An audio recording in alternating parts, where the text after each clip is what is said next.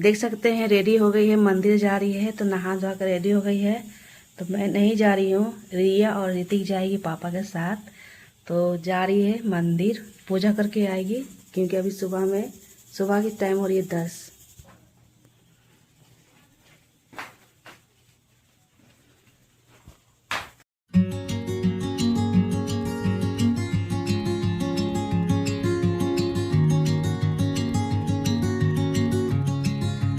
Hello guys, कैसे हैं आप सब? आशा करते हैं आप लोग बहुत अच्छे से हो, मैं भी अच्छे से हूँ। तो मैं अपने ब्लॉग यहीं से स्टार्ट करती हूँ। तो आज बनाने जा रही हूँ ओरियो बिस्किट से केक, और ये कोई भी बिस्किट ले सकते हैं।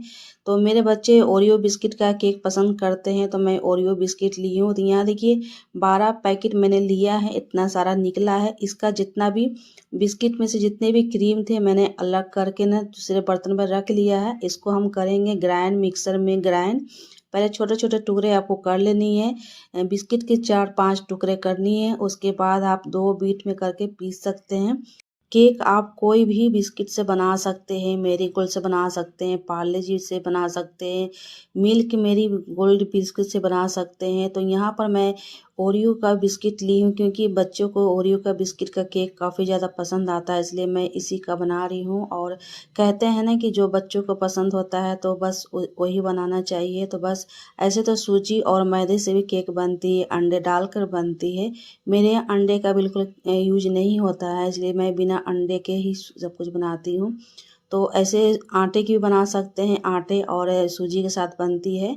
तो मेरे पास एवन नहीं है, इसलिए क्योंकि जब मैदे और सूजी के साथ अगर केक बनाएंगे ना तो आपको एवन की ज़रूरत पड़ती है। यहाँ मैं कढ़ाई में बनाने जा रही हूँ, जो कि यहाँ देखिए पीस चुकी है। तो 2 भाग में करके मैंने इसको पीसा है। अगर भर कर पीसेंगे तो अच्छे से नहीं पीस जाएगी। इसको दम बारीकी आपको दम मोटा मोटा नहीं करना है, बारीकी पीस लेना है। उसके बाद हम डालेंगे दूध, ठंडा दूध डालना है। दूध पहले से जो है उबला हुआ है, ठंडा दूध मैंने डाल कर इस तरह से हैंड ब्लेंडर से ये यहाँ पर मिक्स कर दिया है। इससे काफ़ी सॉफ्ट केक बनती है। आप सोच रहे हैं कि केक किस लिए बन रहा है, तो आगे की वीडियो में आपको देखने को मिल जाएगा। तो वीडियो में बने रहिएगा, वीडियो को फुल वॉच कीजिएगा। तो यहाँ देखिए केक को मैंने अच्छे से हैंड ब्लेंडर कर दिया है। उसके बाद मैं यहाँ दिखा रही हूँ, क्योंकि मैं 15-20 दिन जो है मेरे पास ये अगारो का आया है हैंड ब्लेंडर, बहुत ही अच्छा है। तो मैं पहली बार इसको यूज की हूँ, आज ही की हूँ, आज निकाली हूँ, इसको अनबॉक्सिंग की हूँ।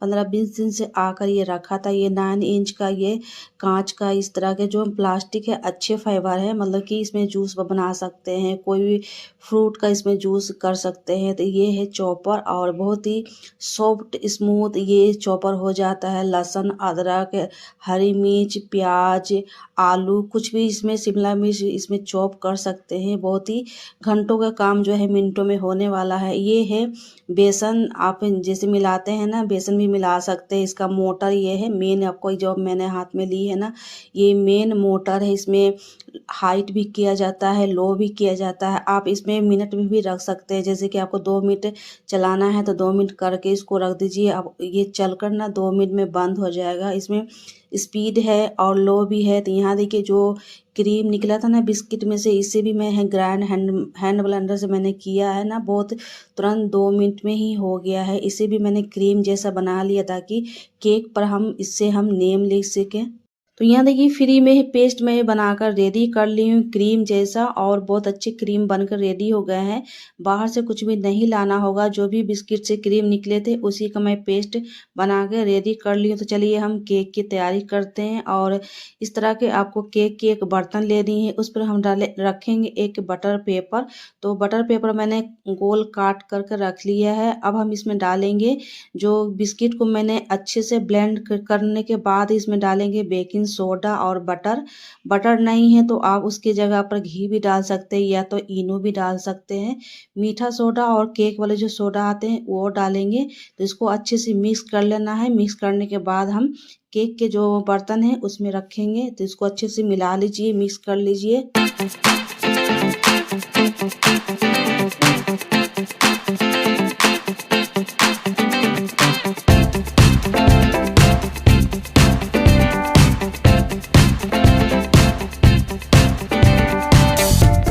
तो यहाँ पर मैंने केक वाले बर्तन ले लिए हैं। अगर केक के बर्तन नहीं है तो कोई भी स्टील के भगोने ले लीजिए। जैसे इतना चौड़ाई में अगर कोई भी बर्तन है तो उसमें भी लेकर आप केक बना सकते हैं।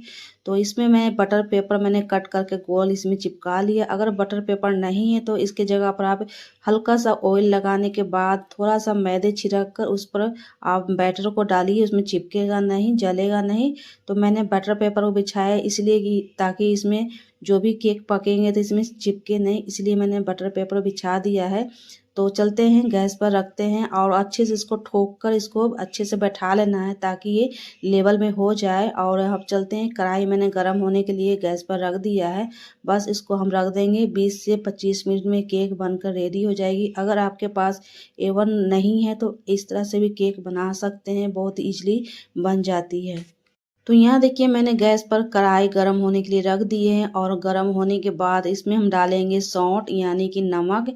तो नमक कोई भी नमक ले लीजिए, मेरे पहले से नमक एक बार यूज किया हुआ है, मैं दोबारा यूज कर रही हूँ, इसलिए आपको थोड़ा सा इसका कलर डिफरेंट दिखाई दे रहा है। तो इस क्योंकि मैं एक बार और इसी नमक में बना चुकी हूँ और इसी में फिर से मैं बना रही हूँ, तो एक बार में ना 2-3 बार नमक यूज करके बना सकते हैं। तो यहाँ मैंने एक रख दिया स्टैंड और इसी पर रखेंगे केक। बस गैस को हल्का सा लो कर दीजिए, उसके बाद 15 से 20 मिनट के लिए छोड़ दीजिए। केक जो है बहुत जल्दी बन जाती है, बहुत ही सॉफ्ट बनती है, ऐसा नहीं कि कच्चे रह जाएंगे।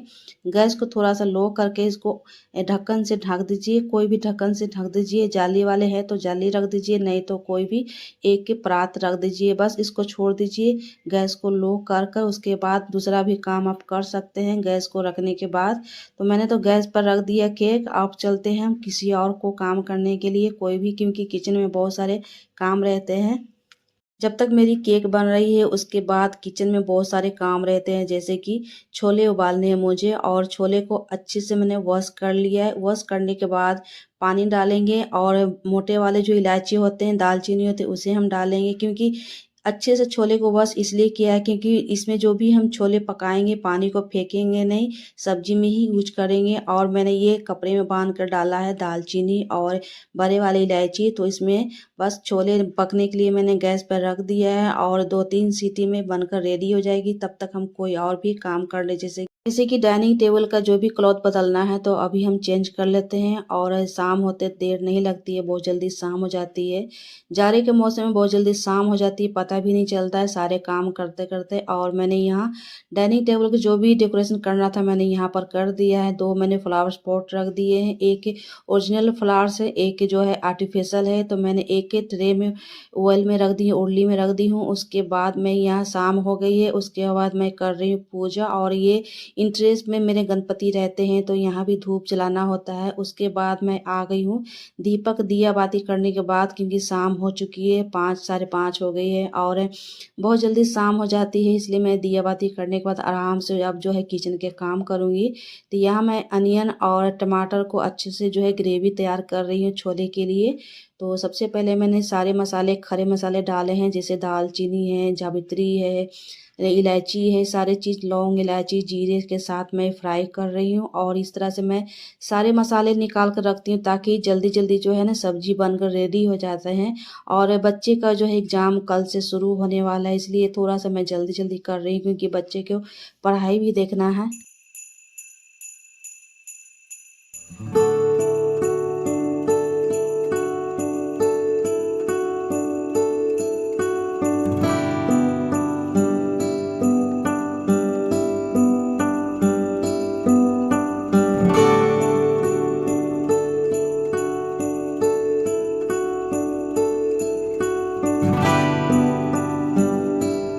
तो यहाँ देखिए अदरक लहसुन और टमाटर प्याज भुनने के बाद अच्छे से पानी सूख चुके हैं, मसाले भी अच्छे से भून चुके हैं।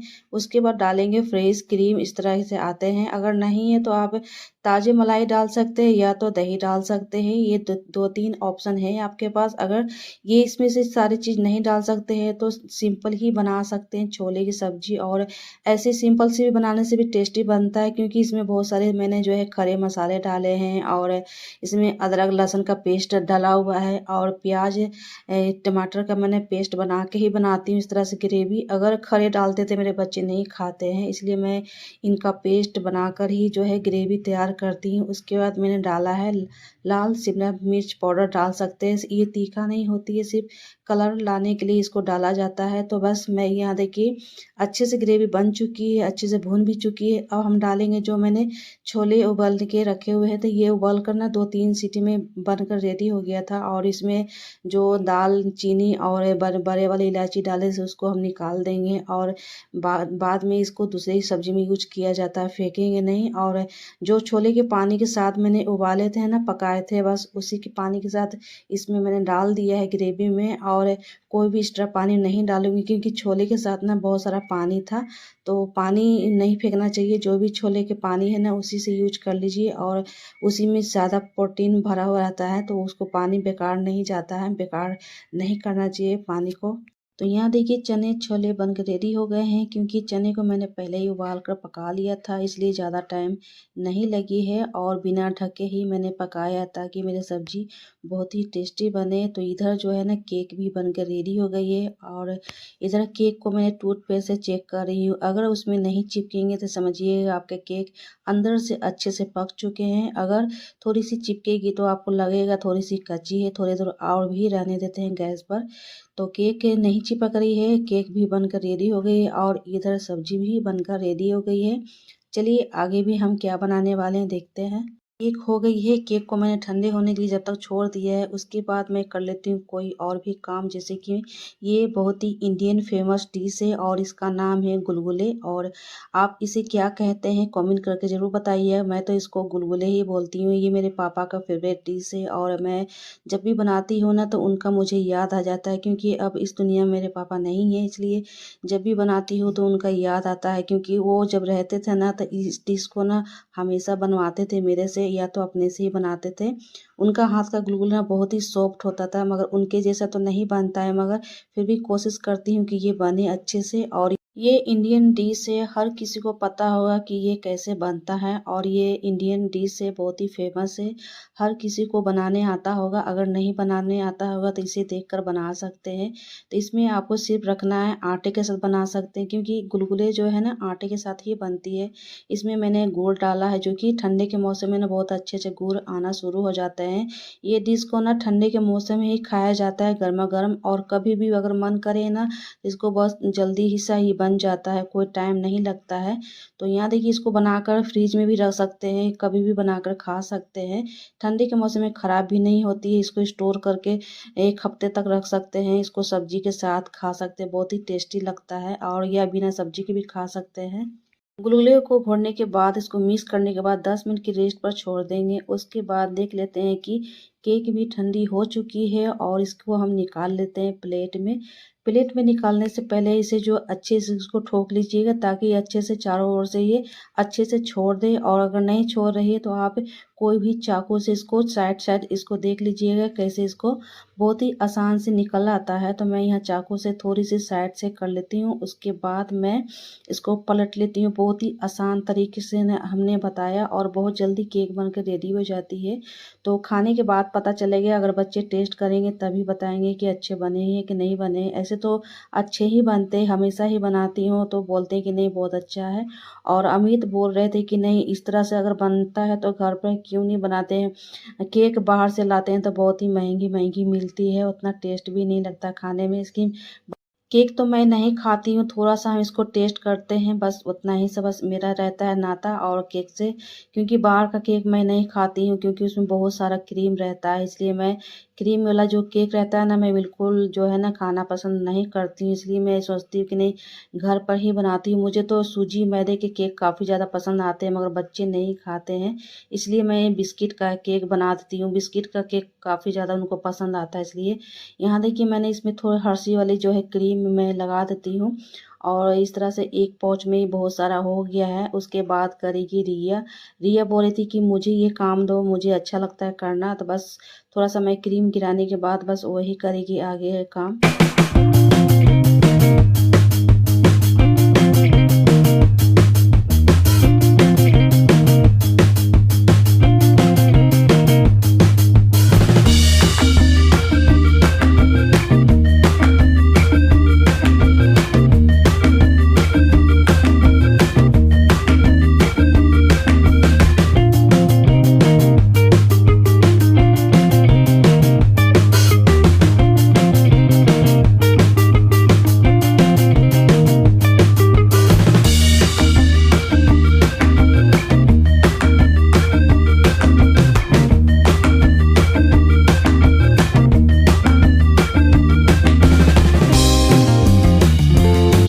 मैंने सेट होने के लिए फ्रिज में रख दिया है, तब तक सेट होंगे। उसके बाद मैं गुलगुले को कर लेती हूँ फ्राई, और इसे फ्राई करने में ज़्यादा टाइम नहीं लगती है, 5 मिनट लगती है, क्योंकि ये मैं मिक्सर को तैयार करके ढक कर छोड़ देती है, बहुत अच्छे से फूल चुका है। और जब भी गुलगुले बनाए तो इसको ना घोड़ने के बाद आप इसको 10 मिनट के रेस्ट पर छोड़ने के बाद ही बनाएं, ताकि ये अच्छे से फूले फूले बनेंगे, सॉफ्ट बनेंगे। और यहाँ मैं टेस्ट कर रही हूँ कि अच्छे से तेल गरम है या नहीं है। थोड़ा सा डालकर मैं देख ली हूँ, तेल बहुत ज़्यादा गरम है। बस तेल गरम में ही इसको डालना रहता है गुलगुले को, और एक एक करके हम डालते जाएंगे, बहुत जल्दी फ्राई हो जाता है।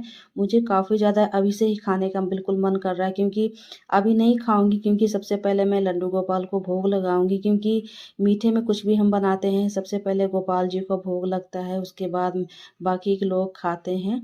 ऐसे भी टाइम हो गया है लड्डू गोपाल की भोग लगने की, और अभी शाम की 7:30 हो गई है, इसे रात ही हो रही है समझिए कि।